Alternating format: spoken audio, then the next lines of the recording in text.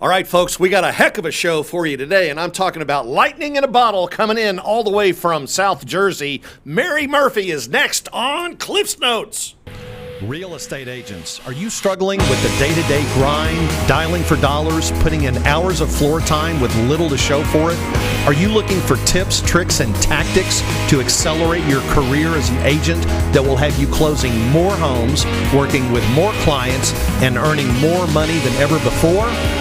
Hi, my name's Cliff Freeman, and I've spent the past 2 decades of my real estate career running one of the top brokerages in DFW and personally coaching over 1,000 high-performing real estate professionals across North America. I created this podcast to share the strategies and tactics you need to explode your real estate business. I guarantee it. Man, I like that shot, where we had the Hawaiian shirts on. We got to have another Hawaiian day here. It's summertime, and it's destined. People are taking vacations and everything. Speaking of birthdays, how about birthdays? We had a big birthday in the family last week. Yeah, Travis. What, you turned 23? 29. 29. I turned 29. Yeah. I'm getting up there, man. But I tell you, man, you have the wisdom of somebody well beyond your years. Well, I appreciate that. It's because I'm around good company. That's what it is. I'm around good company. Lots of love up here today. Oh, yeah. Speaking Yes, of sir. lots of love, let's go ahead and bring Mary in. We have the pleasure of having this young lady. I got to spend a little bit of time with her in Dallas when she was here for Dan Beer and John Cheplak's event. But she is absolutely one of the people that when you meet her, her personality is just incredible. And not only that, she's a businesswoman, and I mean a businesswoman, and we're going to dive into some of the great things that she's accomplished. Brian, her husband, joined her about, did you say about 1.5 years ago, I think, Mary? Mm-hmm. Yeah, yep. About 1.5 years ago, and you guys are just tearing it up. By the way, how are things in Jersey? What's the weather like up there today? It's hot, which is my favorite. It can never be hot enough for me, so I'm loving this time of year. Are you a snowbird? You make it down to Florida for the winters then, or? We try, but no. I mean, kids in school and sports and a million things going on, so we just suffer through the winter. And but I love the hot weather. Well, I told you, keep a light on. C3's headed to the airport right after the show here.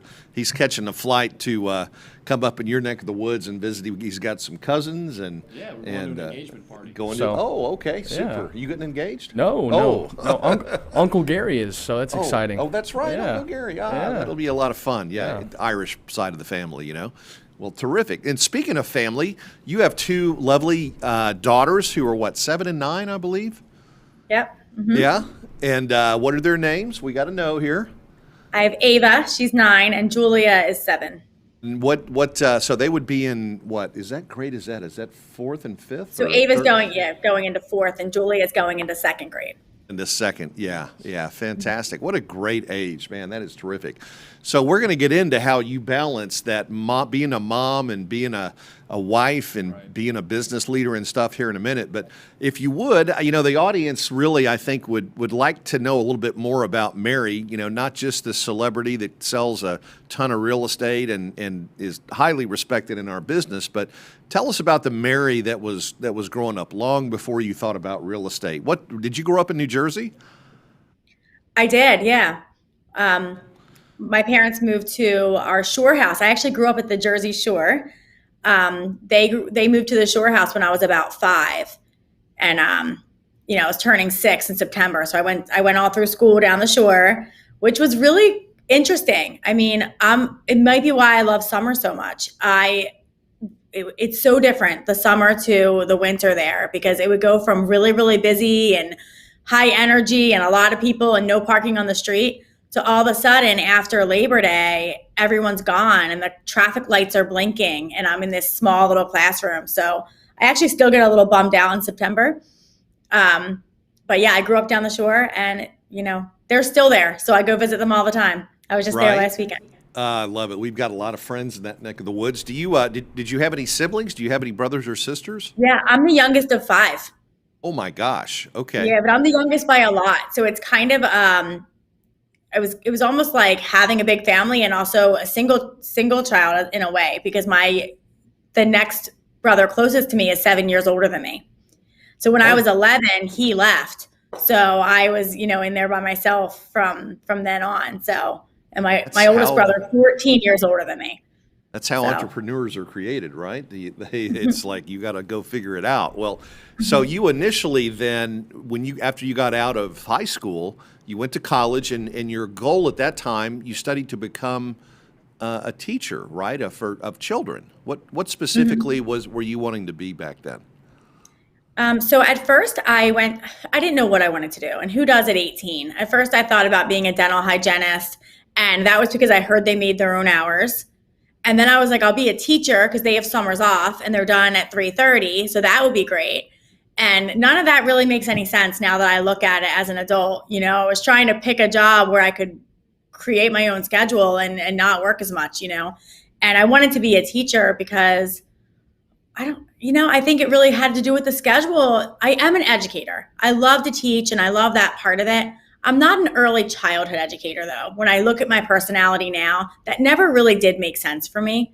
And I loved bartending. So I was a bartender and I would bartend down the shore. I'm like, well, I could be a teacher and then I could still bartend in the summer. So let me pick my career based on my part-time job. So crazy. But that's kind of what happened. And I thought I could have summers off, still go to the beach, and that would be the perfect career. My sisters were both teachers and they were really happy. Our personality styles are nothing alike. So I was doing that and I was teaching pre-K special needs. And when I had my second child, I put her in daycare and I was making no money. By the time I was paying daycare and I was driving over the bridge into a bad area in Philadelphia, and I was bringing home after daycare and tolls and fixing my car that kept getting hit in South Philly, I was bringing home probably like $1,000 a month. I was only making a $35,000 salary. It just didn't make financial sense. So I decided to stop doing that, at least till my girls were a little older. And that's really kind of where real estate came in. Do you also see the comparison between pre-K childhood teaching and then being a bartender? It's kind of the same thing, isn't it? Except you just have a bunch of adult children, it's like adult child care, right? Similar? Right. And then now real estate, that even makes a lot more sense, right? Just keep perpetuating that, In a that sense. desire to help people. Yep. Exactly. So you had an epiphany. Were you watching like house porn, HGTV or something like that, and just said, "Look how easy that is." They showed them 3 houses and they were all qualified and they made a commission just like that. Or do you have family that was in real estate? How did you get exposed to it? None of that. So really, I was always told I should be in sales. And my mom even always said, why are you teaching? Like, that's not you. You should be in sales, sell something, be in business. I'm a really direct kind of go-getter personality style. She never really thought that I would fit in that, which I don't think she told me till I was already doing it, but who knows?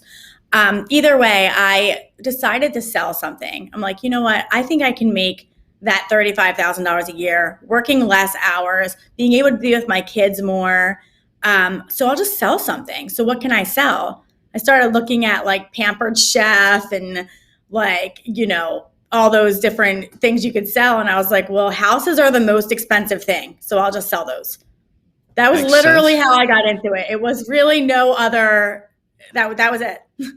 And when you got in, you didn't just kind of sneak in. You made a real appearance when you came. In fact, your first year, if I recall, didn't you sell something like 37 houses? Yeah, I did. So I got licensed in January of 2015. And in 2015, I sold 37 houses. That And I always is- talk about the follow-up because I sold 4 houses the first 6 months and I sold 33 the second 6 months. Hey, I hope everybody got their pen and taking notes here. Let's dissect that, It's yeah. write or down time. Yeah. Yeah, let's talk about that a little bit because the 4 that came pretty quickly probably gave you, you were probably excited about that, but did you have any idea that the second half of your year was going to turn out like it did? So a lot of the second half of my year happened in the first half of my year, Okay. right? So I was reaching out to those people, meeting them at open houses, doing, lead calls that were coming in. How often do people buy the second you talk to them? It takes time to build the pipeline. So that's what I really learned that year. So the 4, one was someone I went to college with, and one was a lucky lead that came in and bought the first house, but I really learned off the 33. So how did How did you develop your pipeline? What was your lead generation strategy when you got started? So when I got started, I actually, I was like a sponge. So when I decided to get into real estate, I thought I was going to do it part-time, like I said, but when I started to dig into it, I knew nothing about it. I mean, if you know me though, I don't do anything halfway, so I don't know why I thought I would do it part-time. I was reaching out to every single agent I knew on Facebook who I barely knew anybody. And I went over to Keller Williams and they had a lot of training. So I just started going to every piece of training. I was the first one in the office in the morning. And then to back up a little bit, Brian had a really great job. We didn't need my teaching degree. We didn't need my teaching money then. Well, then Brian had gone in a different direction as well. They eliminated his position at the company he was working for. So right when I finished real estate school, Brian actually got laid off and started his own insurance business. So we were entrepreneurs at the same time. We're both, came from stable jobs to now being our own business people. But I don't even remember what the question was at this point. But either way, I just got really into it. And then how that happened was I started to realize one of the first conversations I had with our team leader at the time, he asked me, how much money do you want to make in real estate in your first year? And I said $100,000. And I was embarrassed even when I said it, but I meant it. And he said, okay, go start hanging out with people who are making $100,000 and more. And I was like, okay, well, how do I get them to hang out with me? So without realizing it, I realized at the beginning that I needed someone to have some financial incentive in me that they would want to give back to me and actually spend time and mentor and coach me. And it wasn't the productivity coach, right? Because they weren't really selling a whole lot. I knew it wasn't that person. So I joined the top team in the office. So where that business came from, what I really realized from the very beginning was I wasn't going to learn this whole industry in 2 minutes. And I wasn't going to sit down and spend months learning contracts and learning transactions, and I wasn't going to do that. So I realized I needed to learn how to sell, the language of sales, how to find people, build my database. I needed to learn all that quickly. So I joined a team. And that team leveraged a lot of the other stuff. But then, it wasn't like they were just pouring things to me. I was doing open houses every weekend. I was answering every single lead call. It shocks me now when agents don't respond or follow up or answer lead calls, because I would answer a Zillow lead from the shower. Like, it didn't matter. I could be in the grocery store. It really didn't matter. I would never let one go. And that's really how I did so well. So a lot of it was paid leads, and we hear those leads suck. They don't, right? They're people looking to buy houses, and it's our job to get them to work with us. And I think that's what I learned from the beginning. So I leveraged teams, and I believe in the team model, and I've never changed my mind about that. So I've always been part of a team or running a team since the beginning. I'm going to throw a word out here to you, and I want you to tell me what this word means to you, okay? The word is commitment.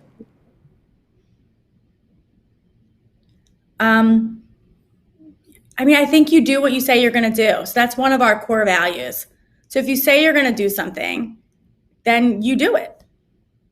And that's commitment. And that's just a core value that I have. So I guess that's what it means to me. And it's ingrained in me. Okay. Here's another one. Follow up. Yeah, the money's in the follow-up. I remember reading that sales statistic really early on that oh my gosh, I wish I had it now, but I'm sure you guys know it. It's like 2% of sales happen in the first conversation, and 80% happen in conversations 5 through 12. And that, I think it's something crazy, 90% of agents or people will stop following up before 5 through 12.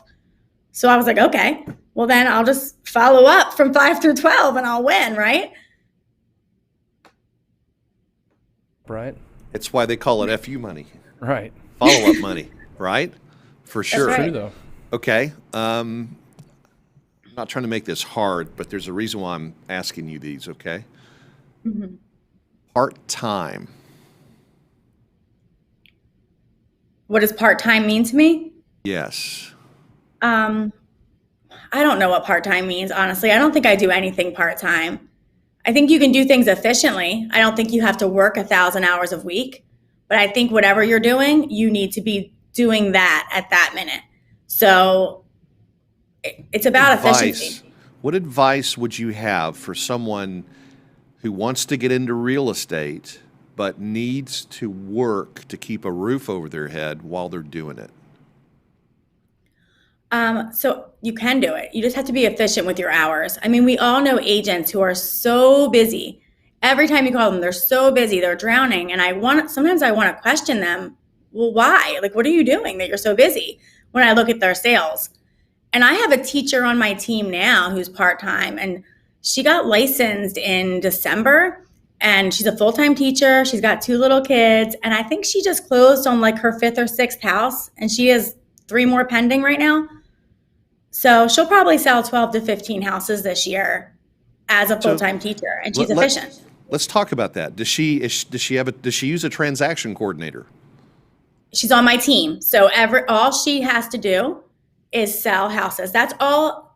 That's why I believe in teams so much. What are you good at?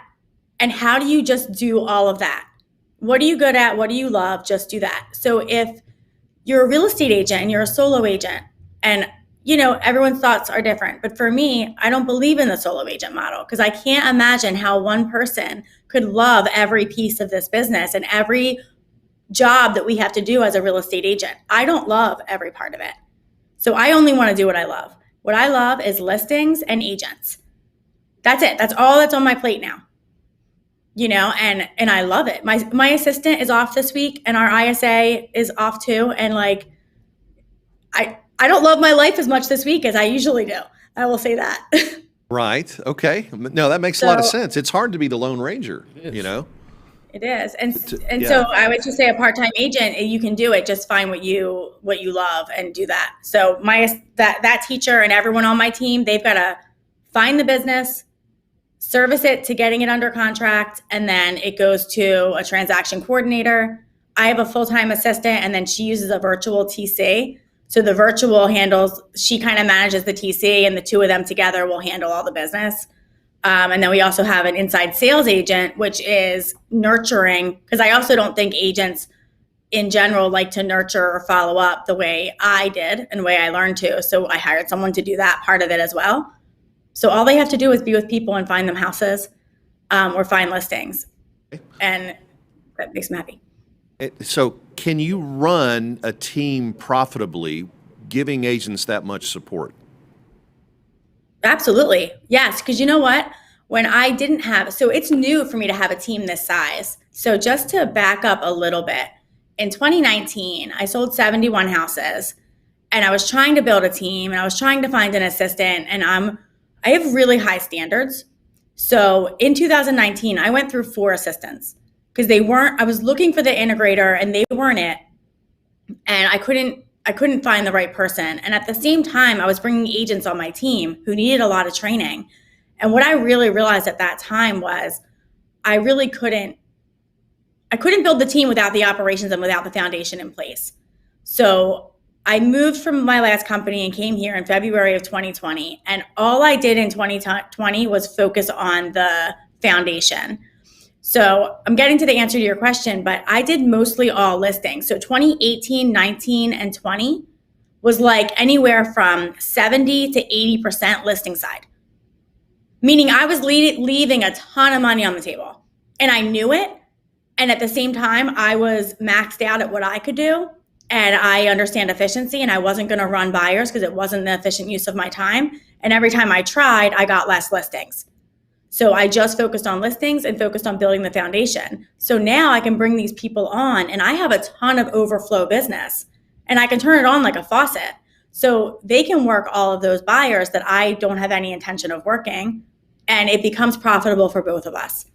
So now we're not 70 to 80% listings to buyers. Now we're 50-50. In fact, I think the buyer side's even increasing over the listing side now, because every listing can bring 1 to 2 buyers. And sometimes 3, because we're heavy on open houses and all that stuff too. So, but you were intentionally strategic early in your career about focusing on listings.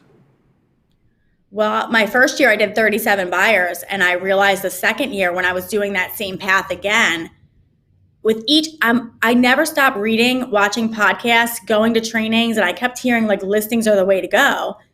And I don't think that listings have to be the way to go if you're on a team, but someone has to be getting the listings to maintain the business. And that's what I started to understand. And on the team I was on at the time, I didn't have the ability to take listings. I wasn't allowed. And also, I'm someone who wants to create the business. So I had to wait for buyer leads to come in. I had to wait for them to get listings for me to do open houses on. And I didn't know how to prospect for buyers, and I didn't want to prospect for listings because I had to hand those off. So that's what kind of was the epiphany for me. It was like, how do I go find my own business if all I'm permitted to do is buyers? So I basically went to them and I said, I want to do listings as well. The one partner wasn't okay with it, and they ended up splitting, and I went with one partner, and I started just prospecting expireds and for sale by owners. And I would be on the phone with expireds by 8 o'clock in the morning. And I just killed it on expired listings. My first listing ever was an expired that hung up on me. So that's where the listings came in. And then I just realized I was really good at it. And I also liked the control that I had to build my business that way, that I didn't have to wait for it to come to me, that I was the one in control of it. So that's where that came from, I guess. Remember, I told you I wasn't going to put you on the spot. I'm going to put you on the spot. I'm an expired. Ring, ring. Hello. Hi, how are you? I'm good, this is thanks. Mary. Mary, Awesome. I'm super busy. I'm at work. What's up? You got it. I was just calling because it looks like you were trying to sell the house on Main Street, and I was just wondering if you were still interested in selling it. I'm in between realtors right now, and yeah, we still need to get it sold, but I'm just trying to lick my wounds here and think about what to do next.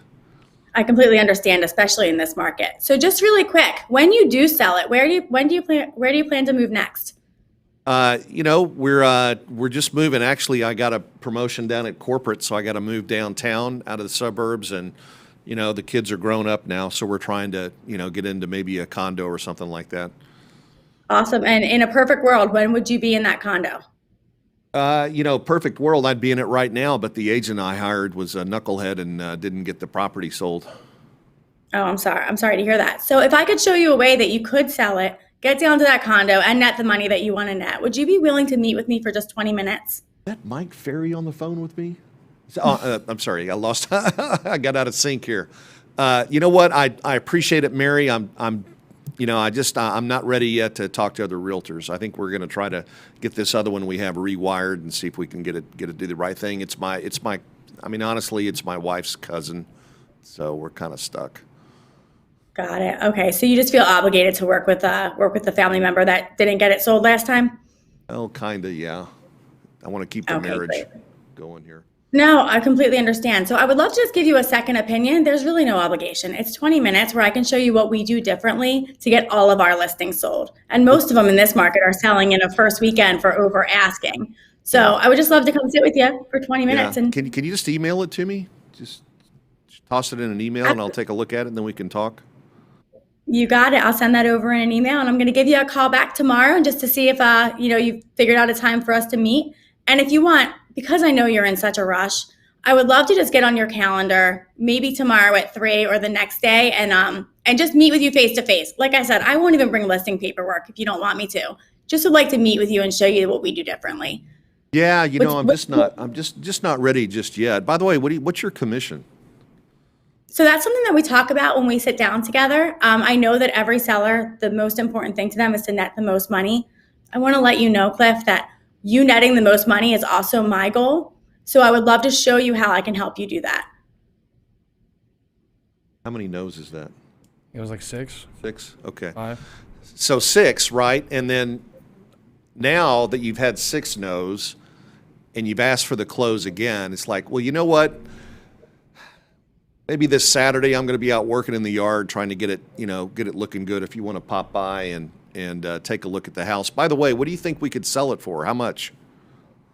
So I'd love to see it, and then I'll tell you that. So I'm definitely a straight shooter, and I'm going to tell you your worst case and best case scenario when I come and visit, but I like to be educated. So I want to see it first and do my research. I wouldn't want to just throw a number at you on the phone because I want to make sure that I'm honest with you.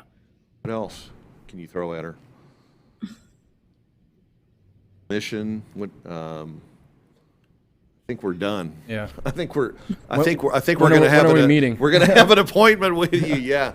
So that was awesome. And for those of you who are watching today and have never seen a pro on the phone really That's what it work sounds it, like. you're going to get 6 no's, and if you get hung up on, there's a 4-letter word that I like to teach my agents, and I don't get into 4-letter words a lot, but this one I can say on the air. It's NEXT. Next, right? Mm-hmm. So that's all you do. So let's talk about the thing with the one with you.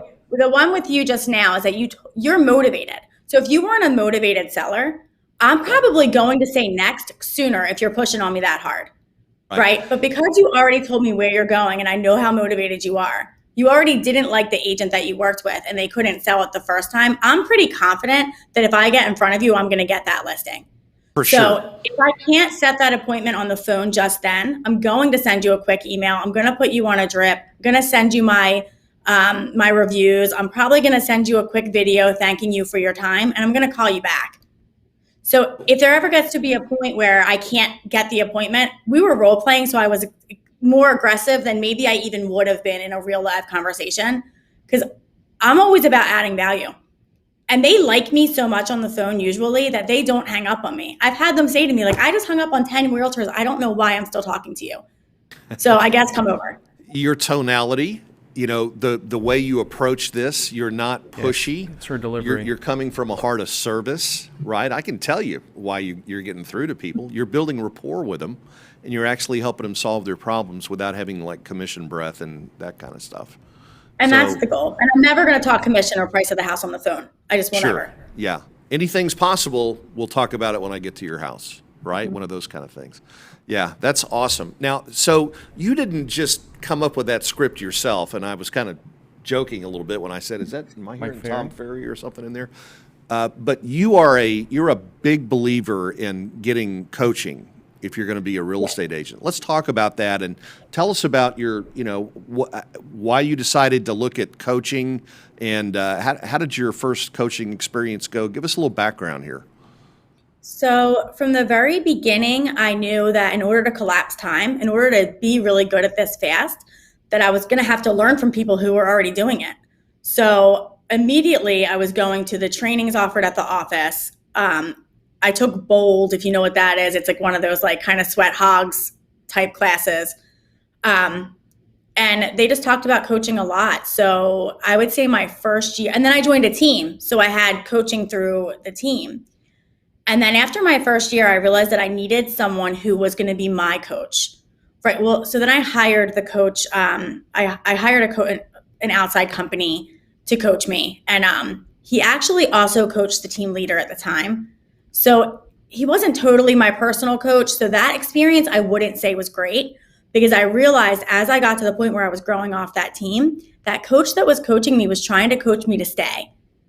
And when I realized that, I did end that coaching relationship. And I decided at that point that I would never allow anyone to choose or pay for my coach again. It didn't matter if I was on a team. I actually did go to another team, but that was my first experience on coaching. Even though I did pay for it, it was the same coach. So that was my first experience. He was okay. It was all accountability, and it was all about getting more sales for the team and being more compliant with the team, which I'm not always. I can ruffle feathers if I don't think things are going the way they should. And I'm probably an annoying person to have on your team, right? Because I'm reading 1,000 books a week, and I had memorized like Millionaire Real Estate Agent, thinking that everyone was doing that. And I was there first in the morning to prospect, and I was role playing, and I was doing all this stuff that my leaders weren't even doing. And I thought everyone did that, right? So they don't. And then I got a MAPS coach next. So I would say I was 3 years licensed when I got my first like MAPS coach. It was $1,000 a month. It was a really big financial commitment at that time. And I just really believed that I needed that. And at the same time, I was going to every single event, every class they could possibly offer, podcasts. I don't think I've listened to music in my car when I'm by myself in 6 years, because it's always a book or a podcast or it doesn't stop. That's just the way I am. And it's because I want to do this fast. And so why make the mistakes myself? I can learn from someone else. There's so many people willing to offer it. I love it. We tell agents all the time, take the radio out of your car and put in a podcast, or something that's going to help you with self-development. Let's talk a little bit about self-development. I mean, you were in Dallas a couple of weeks ago with us, and that was an event that Dan Beer, our good friend Dan, and John Cheplak put on. It was about agent attraction, but really, I think what it was about was mindset. How important is self-development in you, with you, and how do you invest in self-development, not just for you but for your team? There's nothing more important. I think everything that we do is mindset and action, and more mindset than action, right? So it's always mindset and action. So if I'm not hitting my goal, it's only one of those two things. My mind's not right, or I'm not taking the action in order to get there. So mindset's everything. So even my girls, they do affirmations in the morning. We talk about self-talk. So it's everything. And also, this is a business that's filled with rejection. It's filled with no's. It's filled with, sometimes losing or whatever that is. And you have to be able to have really thick skin and fall down and get back up quick. And so you really can't have a weak mind and be able to do that. You don't get to be depressed about not getting a listing. You got to move on and get a different one. So that's kind of, I don't know if I answered your question, but that's where I think. Well, what is your mental, I'm going to use a term here I just thought of this, but your mental gym, what does your bookshelf look like? Who are you reading now? You said you love to read. What top 3 recommendations do you have for us? So right now I'm reading Exit Rich. It's my book right here. So I just started this. I just finished Traction. So Brian and I'd read Traction before, but Brian hadn't. So we started reading Traction together because we really just wanted to get really good at building our business and the VTO and just being really organized. I read a ton. Rocket Fuel is one of my favorite books. The Ideal Team Player, Pat Lencioni is my favorite. I could talk books all day. Yeah. No, but people don't realize how much you have to invest in growth, because what got you where you are is not going to get you where you want to be, right? And so you're still, like coaching, for example. Do you have any plans to drop coaching anytime soon? I'll never not have a coach. I don't know why I would ever not have a coach no. No. Yeah. I mean, the coach focuses on different things as you grow your business, right? But we still need somebody who's got a light that can get us a little further down the road, right, without making the wheels coming off the track. And so who's your coach now? John Kitchens is my coach. John, now. Good friend of ours, and back in the NAEA days, and Kendra Reese, gosh, John and I spent a lot of time together. And what are you guys working on now specifically in your business? So now it's all about time management and leverage. So figuring out how to really put me in my strength zone all the time, which is just with agents, coaching, training, and adding value to agents, and also listings. So listings, I can't let those go. I'm still going to sell about 75 houses this year personally, and my team will sell, So those are the only 2 things I have time to focus on. And then it's empowering and giving leverage to the people with me to do the rest and getting myself out of it. Okay. That's what we're focusing on. Talk a little bit about the frequency and the cadence of these calls that you have with John. Is there a structure in there, and how often do you meet with your coach? So every single week. And then he also does a quarterly mastermind with his coaching clients that I meet with. And then we've also just become really good friends and accountability partners as well. So it's every single week. And a lot of it is what we're talking about. What did you do this week? What should you not have done? And that's really it. It's self-discovery a lot. Okay. What about other people in the coaching program? How have you benefited from getting to know other people that are in the program? That's been my whole life in this business, is collaboration and following people who are farther ahead in the game. And so the other people in the coaching program, some of them are farther ahead, some of them are behind, or we're somewhere in the middle. But everyone has something that they can offer, right? So I've never been one that was strong on marketing. I always understood prospecting. So marketing is something new for me, really to figure out how to make my phone ring. I knew how to make other people's phone ring, right? So that's something that talking to people who always build it on marketing, so there's just so many different things, everyone has something different to add, and we are constantly collaborating with each other. So you and John does like a Monday morning reset thing, and we get on that. So I talk to John twice a week, and then I talk to the coaching people at least once to twice a week on the side of that. Okay. Not too long ago, you also made a big decision to change brokerages. Why did you pick EXP, and how has your business grown since you've gotten here? So I made the decision because I felt like, so I told you about 2019 and going through 4 assistants and having a really hard time building the team.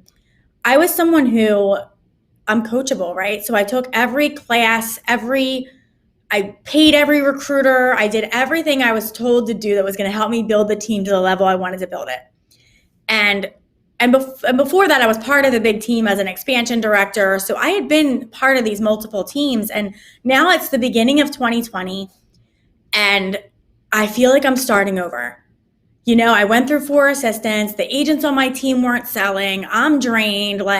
My production personally is going down because I'm training agents who aren't selling. And then it's taking time away from me taking listings. So it was a mess. But through that year and always, I never stopped looking at what other people were doing. I was so part of KW, MAPS coaching, ALC, training agents and going to every class, family reunion, all of it. I did all of it. But sometimes I would hear them talk about EXP. So I'm just going to be honest. Gary would talk about it, and I could tell I didn't know why he was threatened. And then at the same time, I saw some big players nationally move over. So I started to just look at it. And I wasn't really going to change because KW was the best company in the world. I didn't see a reason why I would ever change until things that I thought were going to work. If I did these things, it was going to work, and it didn't. And I just started to look outside to see who was doing it better to get to the next level. And then that's really how it happened. I had reached out to Jay, and I talked to Jay for about a year before I came over. On and off, he would send me little messages, and I would pretty much blow him off. And then when at the beginning of 2020, I was like, well, let me just really look at this for a minute. And I did look at other companies as well. So I met with Berkshire Hathaway. I met with some other companies. Some of them were going to give me big checks to come there. When I broke down the numbers, I was going to pay that right back. That didn't make sense. So when I started to look at this model, it was really the people that were here that brought me over. And I can remember saying, I don't want to even talk about, I'm not coming over there to recruit my friends. So I don't want to talk about that. Don't show me your revenue share. I don't want to hear it. I don't care about any of that. Just who's killing it in real estate that's going to have an incentive to help me grow. And that's kind of what Jay showed me, that there was just this collaborative environment, and that's what I was looking for. So that was how I ended up here. It really wasn't, I don't even know. I looked at it for a year kind of. And then after meeting with Jay and looking in the Honey Badger group and seeing all these people doing all this stuff, it took me 6 days. And then I came over, and it was the right move for me. So I have nothing to say bad about the last company. It got me to where I was, and I just didn't know if it could get me to where I wanted to go. Right. It just couldn't. Yeah. We say sometimes you have to move out to move up. May or may not apply here, but what do you? How are things different?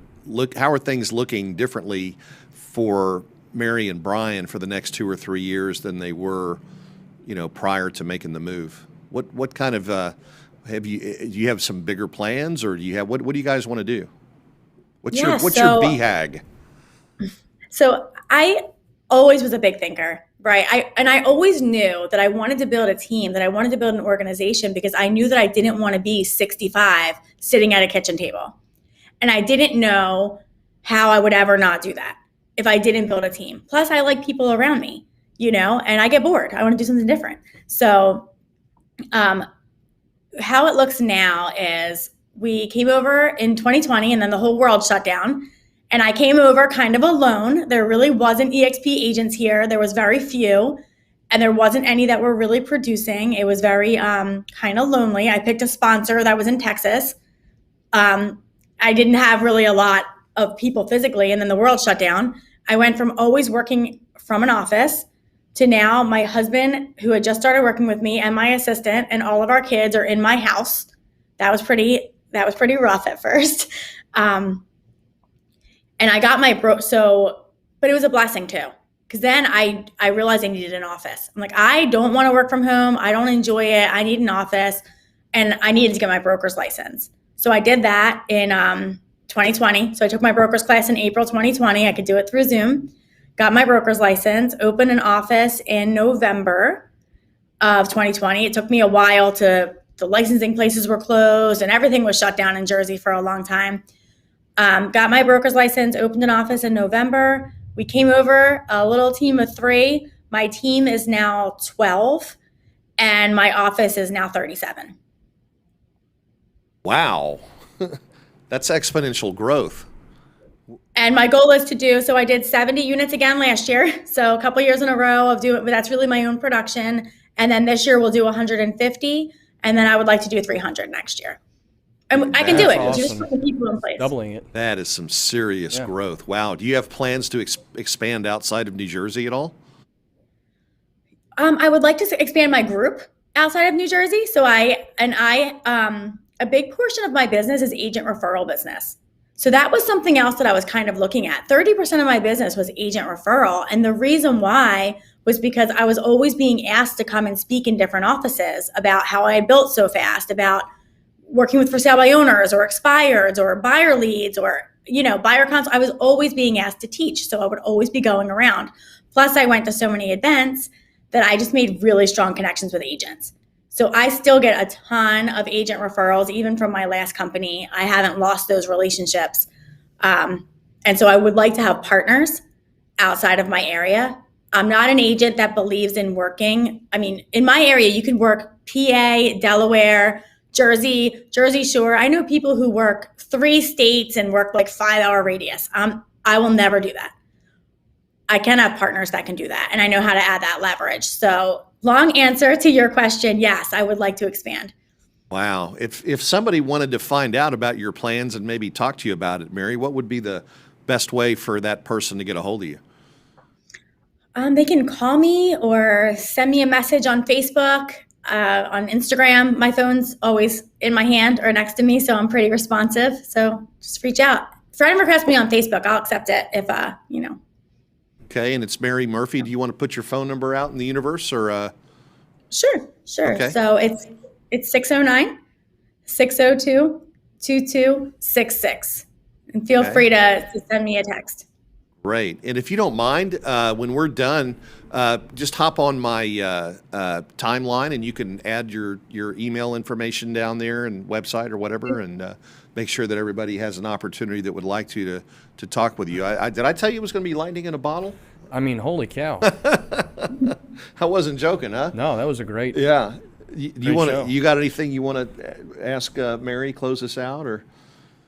I mean, I think that was great. I think he wants to know if you'll have a cold pint of Guinness waiting for him when he gets off that plane. It'll be an easy flight. Are you flying into Philly? I am not. We're flying into LaGuardia. Oh, wow. Okay, so you're North Jersey. Yep. Okay. Yeah. Yep, north side. Yeah.